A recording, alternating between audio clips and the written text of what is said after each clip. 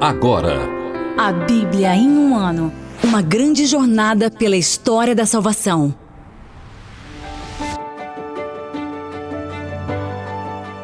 Em nome do Pai, e do Filho e do Espírito Santo. Amém. Olá, eu sou o Padre Renan Cunha e nós estamos nesta grande jornada pela história da salvação.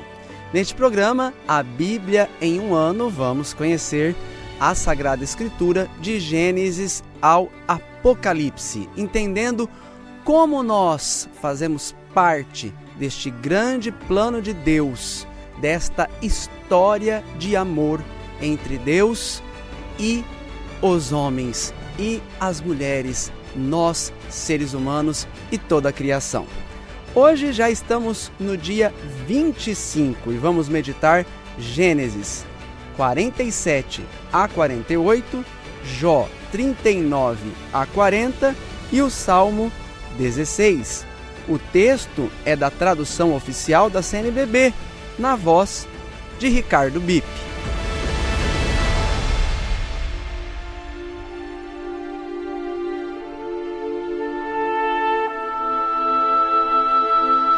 Gênesis capítulo 47. José foi anunciar ao faraó: meu pai e meus irmãos vieram da terra de Canaã, com seus rebanhos e seu gado e tudo o que tem. Estão agora na terra de Géssem.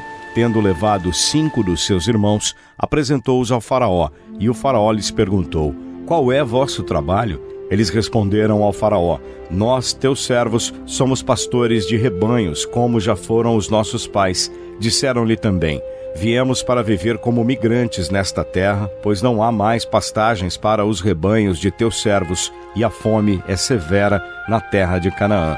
Permite, pois, que teus servos se estabeleçam na terra de Géssem. O faraó disse a José: teu pai e teus irmãos vieram a ti, a terra do Egito está à tua disposição. Estabelece teu pai e teus irmãos na melhor parte da terra, que habitem na terra de Géssem. Se conheces alguns homens experientes entre eles, designa-os como responsáveis pelo gado que me pertence. José mandou vir seu pai Jacó e apresentou-o ao faraó, e Jacó abençoou o faraó. Então o faraó lhe perguntou: quantos anos de vida tens? Jacó respondeu: 130 são os anos de minhas migrações. Poucos e difíceis foram os anos de minha vida, que não chegam a igualar os anos vividos por meus pais nos dias de suas migrações. E Jacó abençoou o faraó e retirou-se da presença dele. José estabeleceu seu pai e seus irmãos, dando-lhes uma propriedade na terra do Egito, na melhor parte da terra, no território de Ramsés, como o faraó havia determinado. Forneceu também sustento a seu pai, a seus irmãos e a toda a casa de seu pai, segundo o número de seus filhos.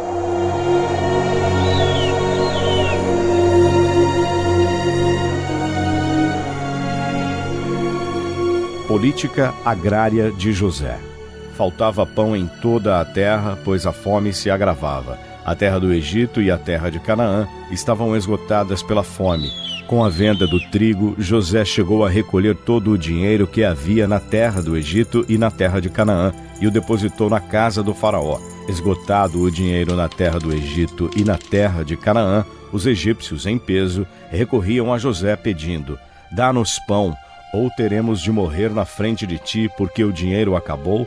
José lhes respondia: já que vos falta dinheiro, trazei-me vosso gado, e eu vos darei pão em troca de vosso gado. Eles trouxeram seu gado, e José lhes deu pão em troca de cavalos, ovelhas, bois e jumentos. Naquele ano forneceu-lhes pão em troca de todo o seu gado. Passou aquele ano, e no ano seguinte vieram até ele, dizendo: não esconderemos ao meu senhor que nosso dinheiro acabou e que nosso gado pertence ao meu senhor. Assim, não resta outra coisa para oferecer-te, senão nossos corpos e nossos terrenos. Por que haveríamos de perecer diante de teus olhos nós e nossos terrenos? Com nossos terrenos compra nós mesmos em troca de pão, e nós com nossos terrenos serviremos ao faraó.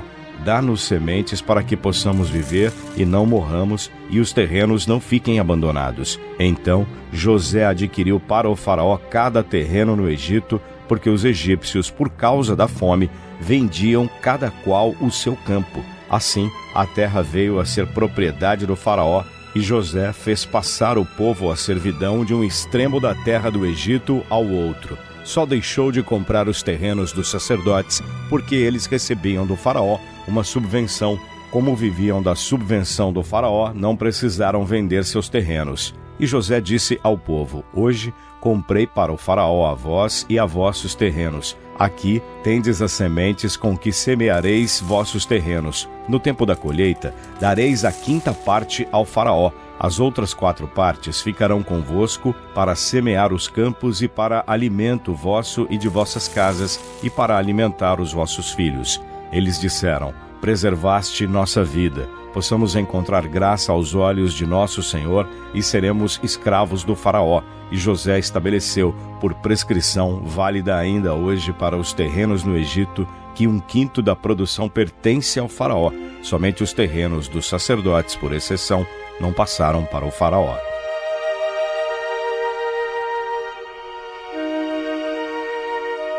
Últimas vontades de Jacó. Israel estabeleceu-se na terra do Egito, no território de Gésen. Ali adquiriram posses, tornando-se fecundos e muito numerosos. Jacó viveu 17 anos na terra do Egito, e o tempo de sua vida foi de 147 anos. Aproximando-se os dias de sua morte, Israel chamou seu filho José e lhe disse: se realmente encontrei graça a teus olhos, põe a mão debaixo da minha coxa e promete tratar-me com benevolência e fidelidade. Rogo-te, não me sepultes no Egito. Quando eu descansar com os meus pais, leva-me do Egito e enterra-me na sepultura deles. José respondeu: farei conforme pediste. E seu pai insistiu: jura-me. Ele jurou. Então Israel inclinou-se sobre a cabeceira do seu leito.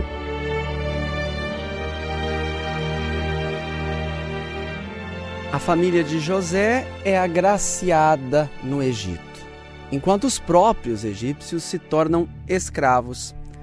A mão de Deus conduz o seu povo e o preserva do mal.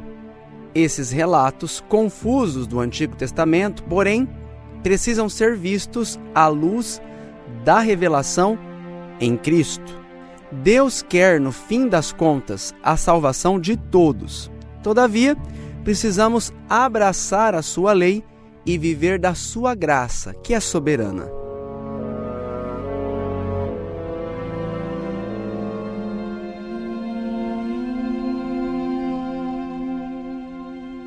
Bênção de Efraim e Manassés. Gênesis capítulo 48. Depois disso, disseram a José: teu pai está enfermo. José tomou consigo seus 2 filhos, Manassés e Efraim, e mandou avisar Jacó: teu filho José está chegando. Então Israel, com muito esforço, sentou-se no leito, e Jacó disse a José: o Deus poderoso me apareceu em Luza, na terra de Canaã. Abençoou-me e disse: eu te farei fecundo e numeroso, transformando-te numa assembleia de povos, e à tua descendência darei esta terra como propriedade perene. Quanto aos 2 filhos que te nasceram no Egito, antes que eu viesse a ti no Egito, eles serão meus. Efraim e Manassés serão para mim como Ruben e Simeão. Quanto aos que nasceram depois deles, serão teus e receberão a herança sob o nome dos seus irmãos. Quanto a mim, ao voltar de Padã-Arã, morreu minha Raquel durante a viagem na terra de Canaã, pouco antes de chegar a Éfrata. Eu a sepultei ali mesmo no caminho de Éfrata, também chamada Belém. Ao ver os filhos de José, Israel perguntou: quem são estes? José respondeu: são meus filhos que Deus me deu aqui. Faze-os aproximar-se de mim para que os abençoe, disse Jacó. Israel tinha os olhos enfraquecidos pela idade e não conseguia enxergar bem. José então os fez aproximar-se. Israel os beijou e abraçou, dizendo a José: nem imaginei ver teu rosto, e eis que Deus ainda me fez ver também os teus filhos. José os tirou dos joelhos do pai e prostrou-se com o rosto por terra. Depois, tomando os 2, Efraim à sua direita e Manassés à sua esquerda, aproximou-os de Israel, ficando Manassés à direita de Israel e Efraim à esquerda. Israel, porém, estendeu a mão direita e a pôs sobre a cabeça de Efraim, que era o mais novo, e a mão esquerda sobre a cabeça de Manassés. Dessa forma cruzou as mãos, pois Manassés era o primogênito, e abençoou a José, dizendo: o Deus em cuja presença andaram meus pais Abraão e Isaque, o Deus que foi meu pastor desde que existo até hoje, o anjo que me livrou de todo mal, abençoe estes meninos, que neles seja chamado o meu nome e o nome de meus pais, Abraão e Isaque, que eles se tornem uma multidão na terra. José viu que o pai colocava a mão direita sobre a cabeça de Efraim e ficou contrariado. Pegou a mão de seu pai, removeu-a da cabeça de Efraim para a de Manassés, dizendo: não é assim, meu pai, o primogênito é este. Põe a mão direita sobre a cabeça dele. Mas seu pai se recusou, dizendo: eu sei, meu filho, eu sei. Também ele se tornará um povo, também ele se tornará grande. Não obstante, seu irmão menor será maior do que ele, e sua descendência se tornará uma multidão de nações. E abençoou-os naquele dia, dizendo: por vós, Israel pronunciará bênçãos e dirá: Deus te faça semelhante a Efraim e a Manassés. Assim, colocou Efraim à frente de Manassés. Depois Israel disse a José: eu vou morrer, mas Deus estará convosco e vos fará voltar à terra de vossos pais. Dou-te uma porção a mais que a teus irmãos, a encosta que tomei dos amorreus com minha espada e arco.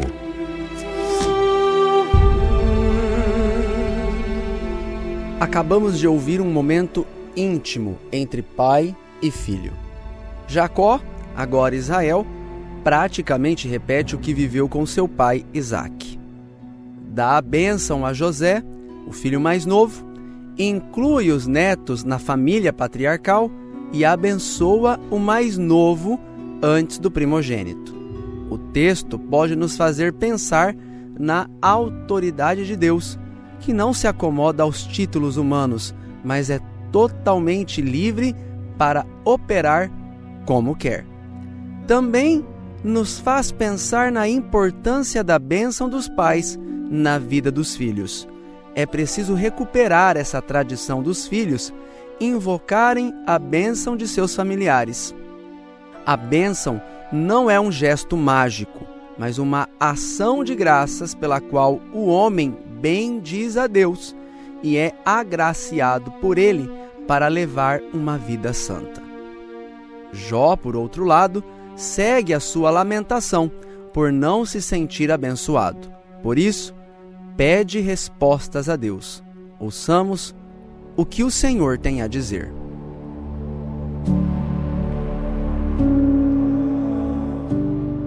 Jó capítulo 39.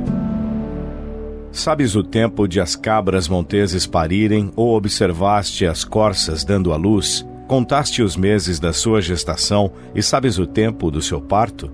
Elas agacham-se para darem à luz, expelindo suas crias. Seus filhotes ficam robustos e crescem no campo, saem e não retornam para elas. Quem deixou o asno selvagem em liberdade e quem soltou-lhe as amarras? Dei-lhe um abrigo no ermo e seu paradeiro encontra-se em terra de água salobra. Ele despreza o burburinho da cidade e não ouve a gritaria do capataz. Perpassa as montanhas em busca do pasto e anda à procura de tudo o que é verde. Acaso o touro selvagem vai querer servir-te ou permanecerá na tua estrebaria? Acaso o prenderás com a tua correia para lavrar, a fim de que ele desmanche os torrões dos vales atrás de ti?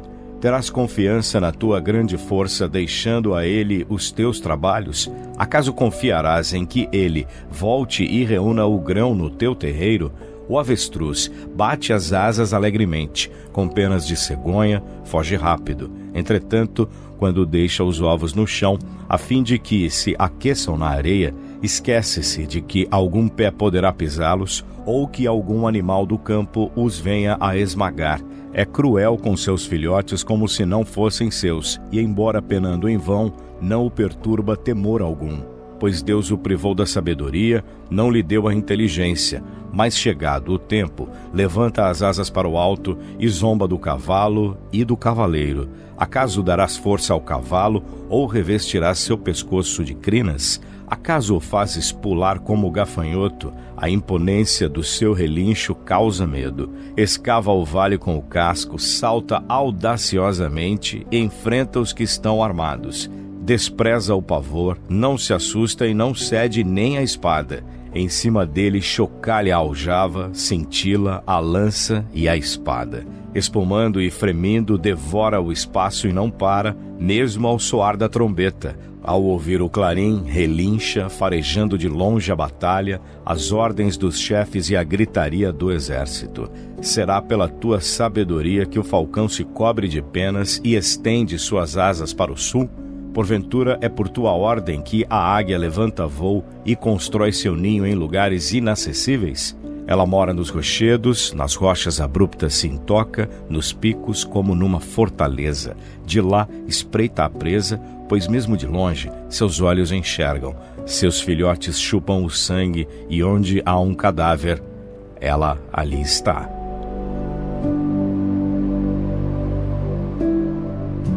O não saber de Jó. Jó capítulo 40. Continuando a falar, o Senhor interpelou Jó. Então, quem censura o poderoso quer ainda discutir? Quem acusa o próprio Deus deve agora responder. Tomando a palavra, Jó disse ao Senhor: Fui leviano ao falar, que responderei? Porei minha mão sobre a boca. Disse uma coisa, mas não repetirei, e ainda outra, mas nada acrescentarei. Segundo desafio de Deus. O Senhor falou então a Jó do meio da tempestade: Cinge os teus rins como um valente, vou interrogar-te e tu me instruirás. Pretendes mesmo anular meu julgamento ou condenar-me para te justificar? Acaso tens um braço como o de Deus e trovejas como voz semelhante a dele? Reveste-te de esplendor e majestade, cobre-te de glória e de grandeza. Dá livre curso ao ardor de tua ira e com um simples olhar abate o arrogante.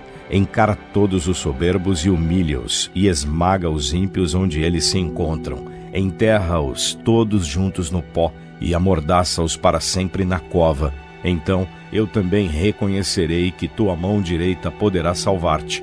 Considera o behemote que criei como criei a ti e que se alimenta de erva como o boi. Vê a força de suas ancas e o vigor de seu ventre musculoso. Ele enrijece a cauda como um cedro, trançados os nervos da coxa. Seus ossos são como tubos de bronze e sua carcaça como barras de ferro. Ele é a obra-prima dos feitos de Deus. Quem o fez, proveu de espada. As montanhas fornecem-lhe alimento e todas as feras da estepe brincam ao seu lado. Sob a ramagem dos lotos silvestres se deita, no esconderijo do canavial e em paragens úmidas. Os lotos silvestres o protegem com sua sombra, e os salgueiros da torrente o rodeiam. Ainda que o rio transborde, não se assusta, fica tranquilo, mesmo que as ondas cheguem à sua boca. Quem poderá agarrá-lo pela frente ou atravessar-lhe o focinho com um gancho?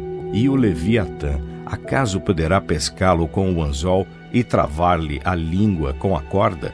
Serás capaz de lhe passar um junco nas ventas ou de lhe perfurar as queixadas com um gancho? Acaso virá a ti com muitas súplicas ou te falará com palavras carinhosas? Fará aliança contigo para que o aceites como teu servo para sempre? Brincarás com ele como se fosse um passarinho, ou para as tuas filhas o prenderás com a coleira? Vão fazer leilão sobre ele os teus amigos, e os negociantes o repartirão entre si? Poderás crivar-lhe o couro com dardos, ou a cabeça com arpões de pesca? Põe a tua mão sobre ele. Ao te lembrares das consequências, não o farás de novo.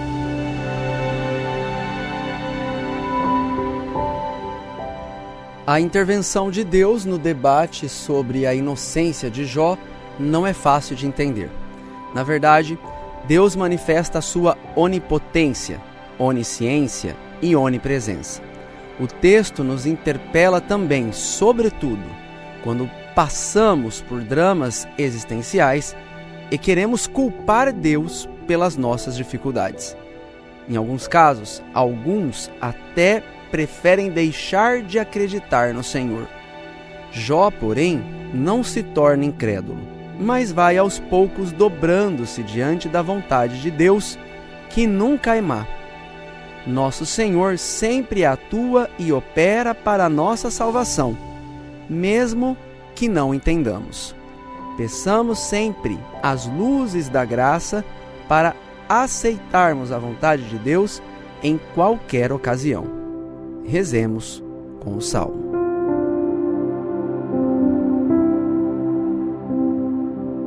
Minha herança é o Senhor. Guarda-me, ó Deus, porque em ti espero. Eu disse ao Senhor: és tu o meu Senhor. Fora de ti não tenho bem algum. Aos santos que estão na terra, pessoas honradas, vai toda a minha estima. Multiplicam-se as dores dos que correm atrás de outros deuses. Não derramarei suas libações de sangue, nem terei seus nomes em meus lábios. Senhor, porção de minha herança e minha taça. Tu tens na mão a parte que me cabe. Para mim as cordas caíram em terrenos aprazíveis. Sim, minha herança é preciosa para mim. Bendigo ao Senhor, que me deu inteligência. Sim, até de noite ensina-me os meus rins. Eu sempre tinha o Senhor ante meus olhos, porque Ele está à minha direita, não serei abalado. Por isso, alegrou-se meu coração, minhas entranhas exultaram, e minha carne repousa na esperança. Pois não abandonarás minha alma no Sheol, e não permitirás que teu santo veja a corrupção. Tu me farás conhecer os caminhos da vida, a plenitude da alegria com a tua face, as delícias à tua direita, para sempre.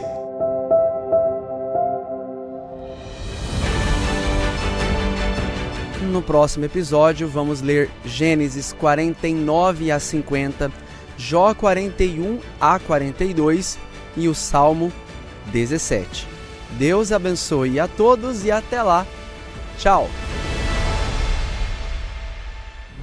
Você ouviu na Bom Jesus FM, a Bíblia em um ano. Uma produção adaptada do podcast Bible in a Year, do padre Mike Schmitz.